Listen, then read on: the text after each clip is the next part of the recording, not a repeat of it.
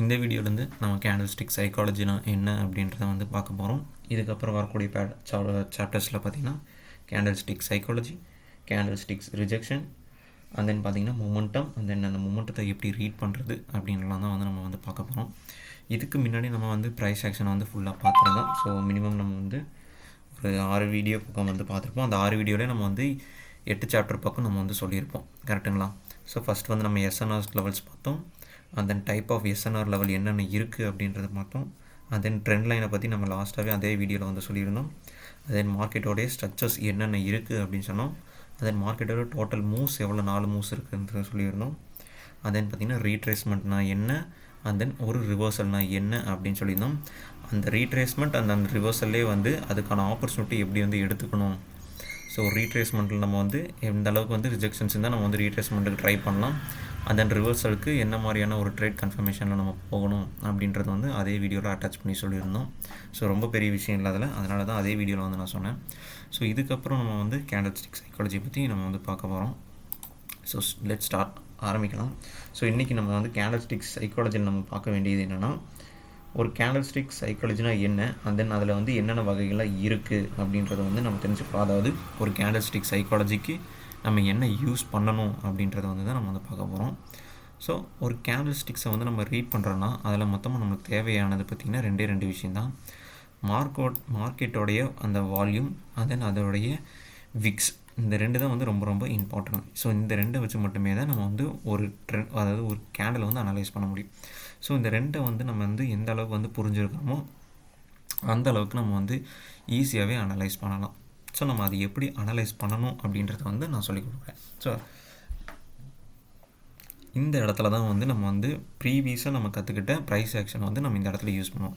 So just நான் வந்து வெறும் கேண்டில்ஸ்டிக் சைக்காலஜி மட்டும் வச்சுட்டு மட்டுமே இந்த ஏரியாவில் வந்து ட்ரேட் எடுத்துட முடியாது.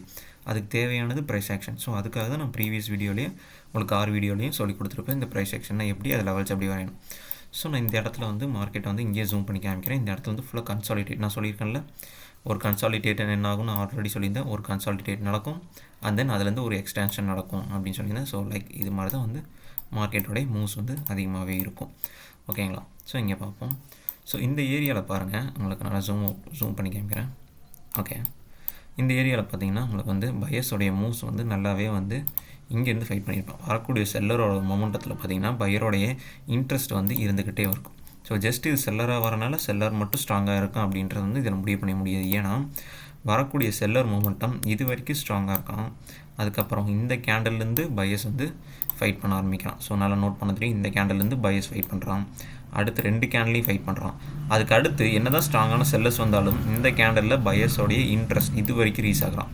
நெக்ஸ்ட்டு கேண்டலில் செல்லர்ஸ் இது வரைக்கும் இருந்தாலும் இந்த ஏரியாலேருந்து எகெயின் பையர்ஸோடைய ரிஜெக்ஷன்ஸ் இருக்குது.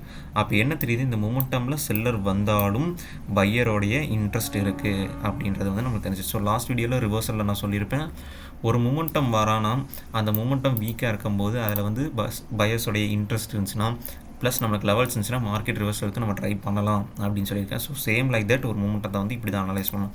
ஸோ இந்த மூமெண்ட்டை நம்ம பார்க்கும்போதே தெரியுது, இந்த ஏரியாவில் லாட் ஆஃப் பையரோடைய இன்ட்ரெஸ்ட் வந்து இந்த ஏரியாவில் நல்லாவே தெரியுது. ஸோ அவன் வந்து ஒரு நல்ல ஒரு லெவலை வந்து ஒரு சப்போர்ட்டாக வந்து எடுத்துக்கிட்டான். ஏன் இந்த ஏரியா நான் ஒரு சப்போர்ட்டாக சொல்கிறேன்னா, ஏன்னா இந்த ஏரியாவிலேருந்து பார்த்திங்கன்னா இங்கெல்லாம் வந்து பார்த்திங்கன்னா just 1 candle 2 candle and then rejection and then new highs இப்படி தான் மேக் ஆகிட்டுருக்கு. பட் இங்கே மட்டுமே தான் பார்த்திங்கன்னா ஒரு மொமெண்டத்தை வந்து க்ரியேட் பண்ணியிருக்கான். சரி பாருங்கள், ஒரு 4 கேண்டில் வந்து தொடர்ந்து வந்து ஃபைட் பண்ணியிருக்கான். ஸோ எகெயின் இந்த ஏரியா டச் பண்ணோன்னே எகெயின் ஒரு நல்ல ஒரு ரிஜெக்ஷன் எடுத்து ப்ரீவியஸ் ஐயே பிரேக் பண்ணிட்டான். அப்போ இது என்னவா கன்சிடர் பண்ணலாம், இது வந்து நல்ல ஒரு லெவலாக வந்து நம்ம கன்சிடர் பண்ணலாம். ஏன், ஆல்ரெடி இந்த ஏரியாவை டச் பண்ணிவிட்டு மார்க்கெட் மேலே போயிட்டான், அண்ட் தென் எகெயின் கீழே வந்து இதையும் டச் பண்ணி அதை பிரேக் பண்ணிட்டானா, அப்போ இந்த ஏரியா ஒரு நல்ல லெவல் தானே நம்மளுக்கு. ஸோ இது மாதிரி தான் வந்து நம்ம அனலைஸ் பண்ணோம், ஓகேங்களா?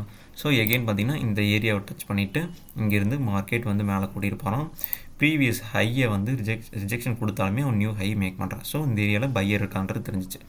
ஸோ பையர் நியூ ஹை இருக்கான்னு தெரிஞ்சிச்சு, அதுக்குன்னு பிரேக் அவுட் பண்ணிட்டு போயிட்டானான்னு கேட்டால் கிடையாது. அவன் என்ன தான் வந்து நியூ ஹை மேக் பண்ணாலுமே இந்த லெவலை வந்து அவனால் பிரேக் பண்ண முடியல. இந்த லெவலுக்குள்ளேயே தான் க்ளோஸ் பண்ணிகிட்டே இருக்கான். ஸோ ஒன்று நல்லா புரிஞ்சுருங்க, ஒரு லெவல் வந்து ஒரு பிரேக் அவுட்னால் வந்து இப்படி இருக்கணும், இந்த அளவுக்கு அது ஒரு ஹெல்த்தி கேண்டில் இருக்கணும். நல்லா வந்து நோட் பண்ணிக்க, ஒரு பிரேக் அவுட் ஆகுதுன்னா இந்த அளவுக்கு அது பிரேக் அவுட் ஆகணும். இப்படிலாம் பிரேக் அவுட் ஆகக்கூடாது. கேண்டலுக்கு மேலே இப்படி லைட்டாக க்ளோஸ் ஆகிறதும், கரெக்டாக இங்கே வந்து க்ளோஸ் ஆகிறதும், இது மாதிரி சின்ன ஒரு பிரேக் அவுட் இது மாதிரியானதெல்லாம் பார்த்திங்கன்னா வந்து ப்ராப்பரான ஒரு ப்ராப்பரான ஒரு பிரேக் அவுட்டாக இருக்காது. இது மாதிரி வந்து ஒரு ஹெல்த்தி கேண்டில் பிரேக் அவுட்டாக இருக்கணும். அந்த இது மாதிரி ரிஜெக்ஷன் எடுத்து உள்ளே க்ளோஸ் ஆகிட்டானா ஸ்டில் செல்லர்ஸ் ஆக்டிவாக இருக்கான்றது மாதிரி தான் அர்த்தம். என்ன தான் அவன் நியூ ஹை மேக் பண்ணாலும் அவனோட வால்யூம் பார்த்திங்கன்னா உள்ள லெவல்குள்ளேயே தான் க்ளோஸ் ஆகிருக்கு. ஸோ வால்யூம் பிரேக் அவுட் ஆனால் தான் அந்த போகக்கூடிய ஒரு மூமெண்டம் நல்ல ஒரு பிரேக் அவுட் கொடுத்துருக்கான் அப்படின்றத வந்து நம்ம கன்ஃபார்ம் பண்ண முடியும். ஓகேங்களா? ஸோ அதே மாதிரி தான் இங்கே நடந்திருக்கு பாருங்கள். லெவல்குள்ளே என்ன தான் பைஸ் நியூ ஹை மேக் பண்ணாலும் அவன் லெவல்குள்ளேயே ரிஜெக்ஷன் பண்ணுறான். அந்த எகெயின் பார்த்திங்கன்னா செல்லர் ஒரு மூமெண்டத்தையே வந்து க்ரியேட் பண்ணுறான். மூமெண்டம் க்ரியேட் பண்ணி கீழே கூட்டிகிட்டு வந்தான். எகெயின் நான் வந்து சப்போர்ட்டுக்கு தான் ட்ரை பண்ணுறான்றது நல்லா தெரிஞ்சு. ஏன்னா வந்து பார்த்திங்கன்னா ஒரு மூமெண்டத்தை க்ரியேட் பண்ணியிருக்கான். ஸோ எகெயின் பார்த்திங்கன்னா ப்ரீவியஸ் லெவல் நியர்பை லெவல் கிட்ட வந்து டச் பண்ணியிருக்கான். இந்த ஏரியாவில் டச் பண்ணி இங்கேருந்து போகிறான். அவன் இங்கேருந்து மறுபடியும் நல்ல ஒரு மூமெண்டம் வந்து மேலே கொடுக்கும்போது ப்ரீவியஸாக டச் பண்ணோன்னே என்னென்னா நல்ல ஒரு மூமெண்டத்தை மேக் பண்ணான். ஆனால் இந்த ஏரியாவில் டச் பண்ணோன்னே என்ன இருக்குது பாருங்கள், ஒரு சிங்கிள் கேண்டில் ஃபார்மேஷனுக்கு அப்புறம் மறுபடியும் பார்த்திங்கன்னா பையர்ஸ் வந்து ஹெல்த்தியாக ஒரு மூமெண்டத்தை கன்டினியூ பண்ணியிருக்கான். ஸோ அப்போ என்ன தெரியுது, அவன் எகெயின் வந்து சப்போர்ட் எடுத்து மார்க்கெட்டை மறுபடியும் மேலே எடுத்துகிட்டு போகிறக்கு தான் வந்திருக்கான் அப்படின்னு தெரியுது. அண்ட் தென் அழகாக மார்க்கெட் மேலே போயிருக்கான். ஸோ இந்த ஏரியாவில் ஒரு பிரேக் அவுட் நடந்திருக்கு. ஸோ ஸ்டில் பார்த்திங்கன்னா ஒரு ரீட்ரேஸ்மெண்ட் இல்லை. ஸோ நான் ஆல்ரெடி ரீட்ரேஸ்மெண்ட் சொல்லியிருக்கேன். ஒரு லெவல் பிரேக் அவுட் ஆச்சுன்னா என்ன ஆகும், கண்டிப்பாக ஒரு ரீட்ரேஸ்மெண்ட்டுக்கு ட்ரை பண்ணுவான் அப்படின்னு நான் சொல்லியிருக்கேன். பட் இங்கே பாருங்கள், ஒரு பிரேக் அவுட் ஆகிட்டான். ஸ்டில் இந்த ஏரியா வந்து டச் பண்ணாமையே வந்து மார்க்கெட் போயிருக்கான். இந்த ஏரியாவில் நல்ல ரிஜெக்ஷன்ஸ் அண்ட் தென் ரிஜெக்ஷன்ஸ் ஒரு நியூ லோ கன்ஃபார்ம் ஆகுது. இப்போது இந்த கேண்டில் இதுக்குள்ளே க்ளோஸ் ஆகிட்டான்.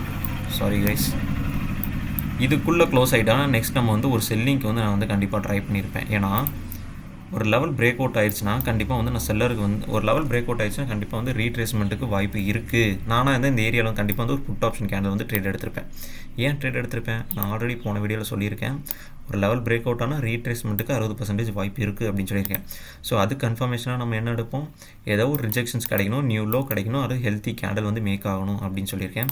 ஸோ அதே மாதிரி பார்த்திங்கன்னா செல்லஸோடைய ரிஜெக்ஷன் அந்த இது வரைக்குமே ட்ரை பண்ணிருக்கான். ஸோ நெக்ஸ்ட் ஸ்ட்ராங்கான செல்லிங் ரிஜெக்ஷன் இங்கே இருந்தாலும் வந்துச்சு. அதே ஏரியா டச் பண்ணி செல்லிங் ப்ரெஷராக சேஞ்ச் ஆகிட்டான். ஸோ அப்போ இங்கே என்ன தெரியுது, செல்லர் இந்த ஏரியா ரீட்ரேஸ்மெண்ட் பண்ண வரான் அப்படின்ட்டு தெரியுது. நானாக இருந்தால் இந்த ஏரியாவில் வந்து ஒரு புட் ஆப்ஷன் கொடுத்துருப்பேன். கண்டிப்பாக. ஸோ அதோடைய ரிசல்ட்ஸ் என்ன ஆகுதுன்னு பார்த்துக்கலாம். ஸோ அப்படியே நம்மளுக்கு லாஸ் ஆனாலும் நம்மளுக்கு வந்து பிரச்சனை இல்லை. நம்ம அசால்ட்டாக நெக்ஸ்ட் ட்ரேட்லையும் கூட ரிகவர் பண்ணிக்கலாம் பொறுமையாக வெயிட் பண்ணி. ஸோ இப்படி தான் இது வந்து பார்த்திங்கன்னா ஒரு செல்லருடைய ஒரு ரீட்ரேஸ்மெண்ட்டுடைய கன்ஃபர்மேஷன் இங்கே நம்மளுக்கு நல்லாவே தெரிஞ்சிருக்கு. ஸோ இது ஒரு கேண்டல்ஸ்டிக் சைக்காலஜி தான். ஸோ சொன்ன மாதிரியே பார்த்தீங்களா, சரி அதை வந்து அழகாக வந்து க்ளோஸ் பண்ணிட்டான். நான் உங்களுக்கு லைவ் மார்க்கெட்டில் தான் காமிச்சிருக்கேன். ஏதோ ஒரு வந்த ட்ரேடை வச்சு நான் காமிக்கல, லைவ் மார்க்கெட்லேயே காமிச்சிருக்கேன். நான் போன வீடியோவில் சொல்லியிருந்தேன், இந்த ஏரியாவில் ரீட்ரேஸ்மெண்ட்டுக்கு அப்புறம் ஒரு வீக்னஸ் தெரிஞ்சுன்னா கண்டிப்பாக ஒரு ரீட்ரேஸ்மெண்ட், அதாவது ஒரு பிரேக் அவுட்டுக்கு அப்புறம் ஒரு வீக்னஸ் தெரிஞ்சுன்னா கண்டிப்பாக ரீட்ரேஸ்மெண்ட்டுக்கு வாய்ப்பு இருக்குன்னு சொன்னேன். ஸோ இது மாதிரி தான் வந்து ட்ரேட்ஸை வந்து நம்ம வந்து அப்ளை பண்ணணும்.